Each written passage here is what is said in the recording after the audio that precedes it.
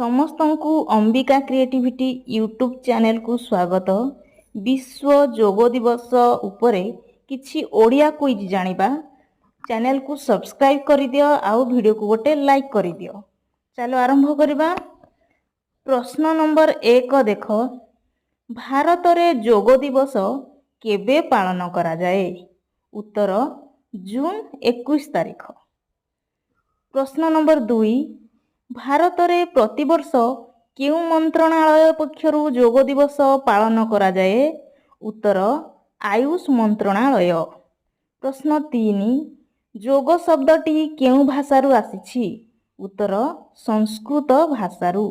ପ୍ରଶ୍ନ 4, ଯୋଗକୁ ଭାରତର ଏକ ମହାନ ସାଂସ୍କୃତିକ ପ୍ରତୀକ ବୋଲି କାହା ଦ୍ୱାରା ଘୋଷଣା କରାଯାଇଥିଲା? ଉତ୍ତର ୟୁନେସ୍କୋ। ପ୍ରଶ୍ନ 5, ଯୋଗର ପ୍ରକୃତ ଅର୍ଥ କ'ଣ? ଉତ୍ତର ଆତ୍ମା ସହିତ ପରମାତ୍ମାକୁ ସଂଯୋଗ କରିବା। ପ୍ରଶ୍ନ 6, ଯୋଗର ଆଧ୍ୟାତ୍ମିକ ଗୁରୁ କିଏ? ଉତ୍ତର ମହର୍ଷି ପତଞ୍ଜଳି।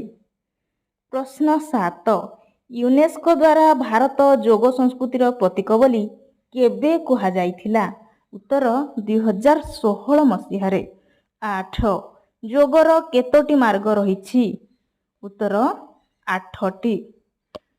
ପ୍ରଶ୍ନ ନମ୍ବର 9, 2021 ଯୋଗ ଦିବସର ଥିମ୍ କ'ଣ ଥିଲା? ଉତ୍ତର be with yoga be at home. ପ୍ରଶ୍ନ 10, 2018 ଯୋଗ ଦିବସର ଥିମ୍ କ'ଣ ଥିଲା? ଉତ୍ତର ୟୋଗା ୱିଥ୍ ପିସ୍। ପ୍ରଶ୍ନ ନମ୍ବର 11, 2020 ଯୋଗ ଦିବସର ଥିମ୍ କ'ଣ ଥିଲା? ଉତ୍ତର yoga with health yoga at home. ପ୍ରଶ୍ନ 12, ଭାରତରେ ପ୍ରଥମେ କେବେ ଇଣ୍ଟରନ୍ୟାସନାଲ ୟୋଗା ଡେ ପାଳନ କରାଯାଇଥିଲା? ଉତ୍ତର 21 ଜୁନ୍ 2015 ମସିହା। ପ୍ରଶ୍ନ ନମ୍ବର 13, ସଂଯୁକ୍ତ ରାଷ୍ଟ୍ର ମହାସଭାରେ ଯୋଗ ଦିବସ ପାଳନ କରିବା ପାଇଁ କିଏ ପ୍ରସ୍ତାବ ଦେଇଥିଲେ? ଉତ୍ତର ଶ୍ରୀ ନରେନ୍ଦ୍ର ମୋଦି। ପ୍ରଶ୍ନ ନମ୍ବର 14, ଏହି ସଭାରେ କେତେ ଗୋଟି ଦେଶ ଯୋଗ ଦେଇଥିଲେ?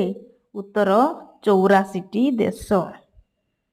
ପ୍ରଶ୍ନ ନମ୍ବର 15, ଯୋଗ ବିଷୟରେ କେଉଁ ବେଦରେ କୁହାଯାଇଛି? ଉତ୍ତର ଋକ୍ ବେଦ।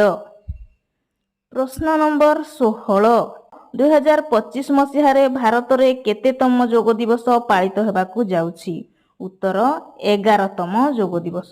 ମୋଟ 16ଟି କୁଇଜ୍ ଆମେ ଆଲୋଚନା କଲେ।